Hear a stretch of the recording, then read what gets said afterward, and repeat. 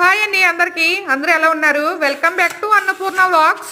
నేను ఈ రోజు మన ఛానల్లో లేత బీరకాయ ఫ్రై తయారు చేస్తున్నాను. ముందుగా మన వీడియోకి అయితే ఒక లైక్ ఇవ్వండి.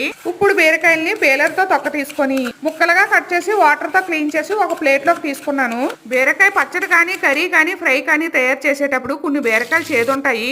తప్పనిసరిగా చెక్ చేసుకొని వండుకోవాలి, లేదంటే కూర అంతా చేదైపోతుంది. నేను ఇప్పుడు బీరకాయలు కట్ చేస్తున్న ఫేలరు సంబరాల్లో తీసుకున్నాను. నేను తీసుకున్నప్పుడు పనిచేస్తుందో లేదా అనుకున్నాను, కానీ తొక్కలు గీయడానికి కానీ ముక్కలు కట్ చేసుకోవడానికి కానీ చాలా బాగా పనిచేస్తుంది. ఇప్పుడు బీరకాయ ఫ్రైకి కడాయి స్టవ్ మీద పెట్టి సరిపడా ఆయిల్ వేసి మినపప్పు, శనగపప్పు, శనగ పలుకులు, జీలకర్ర, ఆవాలు వేసి బాగా వేగుతూ ఉండగా ఎండుమిర్చి, వెల్లుల్లి, కరివేపాకు, ఆనియన్ ముక్కలు వేసి ఎర్రగా వేపుకోవాలి.